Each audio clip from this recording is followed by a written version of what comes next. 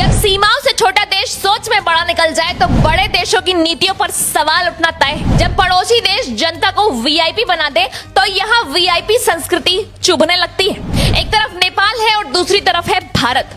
नेपाल में नेता सड़क पर निकलते हैं तो जनता पहले चलती है, वहीं भारत में नेता निकलता है तो सड़क खाली करा दी जाती है, ट्रैफिक रुकता है, एम्बुलेंस फंसती है और आम आदमी इंतजार करता है। नेपाल ने दिखा दिया है कि सत्ता का मतलब शोर नहीं सेवा है, कुर्सी का मतलब रुतबा नहीं जिम्मेदारी है और सत्ते में आते ही वीआईपी कल्चर पर चोट, लंबे काफिले कम, दिखावटी सुरक्षा पर सवाल और नेताओं के आगे पीछे घूमने वाली गाड़ियों पर लगाम। साफ संदेश है, जनता सबसे ऊपर है। भारत में तस्वीर अलग है, यहाँ छोटी कुर्सी मिलते ही बड़ा रुतबा शुरू हो जाता है, गाड़ियां बढ़ती है, सायरन बजते हैं और सड़कें रुक जाती हैं और जनता सोचती रह जाती है कि लोकतंत्र में आखिर असली मालिक कौन है। नेपाल ने राजनीति में नई हवा चलाई है, युवा चेहरों को मौका मिला है, नई पीढ़ी को जिम्मेदारी मिली है और जेन जी सोच सिस्टम में दाखिल हुई है। ऊर्जा, विजन, तेज फैसले, बदलाव की भाषा। वहीं भारत में युवा भीड़ में दिखता है, पोस्टर पर दिखता है, रैली में दिखता है, लेकिन फैसले लेने वाली कुर्सी तक पहुंचते पहुंचते लाइन छोटी हो जाती है। नेपाल ने शिक्षा पर सबसे बड़ा संदेश दिया है कि चाहे वह मंत्री का बच्चा हो, अफसर का बच्चा हो या किसी आम आदमी का बच्चा हो, पढ़ाई सबकी बराबर होनी चाहिए। सरकारी स्कूल मजबूत होंगे तभी देश मजबूत होगा। भारत में पैसा है तो बड़े स्कूल है, पैसा नहीं है तो टूटा सिस्टम है।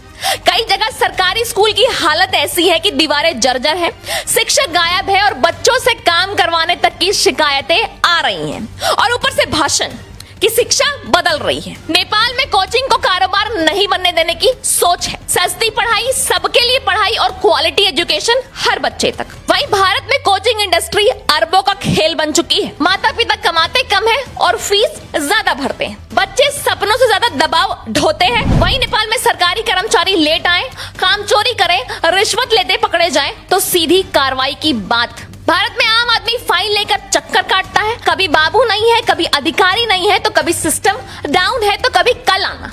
नेपाल में सरकार के वादों का रिपोर्ट कार्ड जनता देख रही है, डिजिटल जवाबदेही, काम का हिसाब और वादों की निगरानी। भारत में चुनाव से पहले वादे ऊंचे हैं, चुनाव के बाद सवाल ऊंचे हैं और जवाब नीचे हैं। वहीं भारत में बड़े अस्पतालों में वीआईपी बोर्ड अलग है, लाइन अलग है, सुविधा अलग है, लेकिन दर्द सबका एक है, लेकिन इलाज सबका अलग। नेपाल में सरकारी दफ्तर व्यवस्था से चले, चेहरों से नहीं। भारत में तस्वीरें बदलती रही हैं, फाइलें वही पड़ी रहती हैं। नेपाल में भ्रष्टाचार पर फाइलें खुलती हैं और भारत में घोटाले खुलते हैं, बहस होती है और फिर सब शांत। अब सवाल सीधा है कि भारत 140 करोड़ लोगों का देश है, दुनिया की सबसे बड़ी लोकतांत्रिक ताकत है, तो फिर जनता को वीआईपी संस्कृति क्यों झेलनी पड़े? क्या सड़क नेता की है? क्या अस्पताल नेता का है? क्या स्कूल नेता का है?